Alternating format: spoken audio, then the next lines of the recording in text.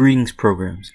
With the Madam Web trailer coming out, I thought it would be best to give some understanding to who our web warriors are within the movie and who this antagonist is. Starting with Dakota Johnson's character, she plays the first Madam Web, who a lot of people know from the 90s Spider-Man cartoon. She was introduced in Spider-Man Volume 1, Issue 210. Her role tends to be that of a guide, oracle for the Spider People.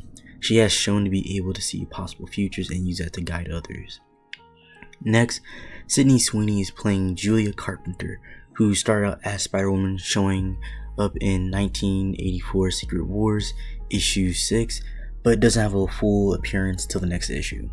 She has all the standard Spider People powers, but also has psionic webs. She would then go on to become Madam Web once the first dies and her powers pass on to Julia.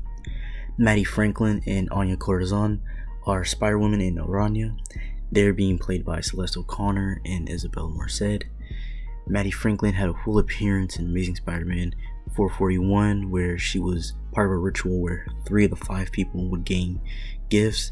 She gained the powers from the ritual, but eventually would fight Charlotte Witter, an enemy that she eventually comes upon later on in the Spider-Man story, and would defeat her and absorb her powers, gaining new abilities with her spider ones.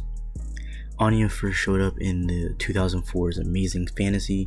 She was caught in the middle of a fight between Miguel, who was a WebCorp agent, not Miguel O'Hara, Spider-Man 299.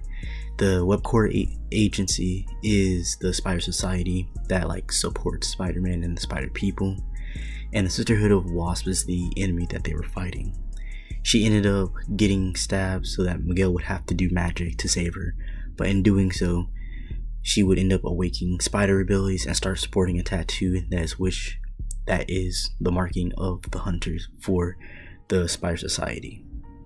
Now, onto Ezekiel Sims, who is portrayed by Tahar Rahim in the Amazing Spider-Man Volume 2, Issue 30. He suggested to Peter that his powers were not scientific, but mystical in nature. He came to Peter as a mentor to protect him from Merlin, who was on the hunt for Peter. Merlin and his family prefer hunting spider totems because they give them more energy, and seemingly there are more spider totems than any other animal totems out there. In the trailer, we're being shown that Ezekiel is the big bad of the movie, but I believe this isn't completely true. Ezekiel gains his powers from a ritual that basically is him stealing spider powers and not being chosen, like Peter, which he has said himself makes him less pure of a spider totem. So I believe that either he is killing the Spider Women to make sure that Merlin and his family don't come to this universe, or he's just trying to absorb their spider totem connection. Tell me what you think. Hope you enjoyed the video and stay nerdy.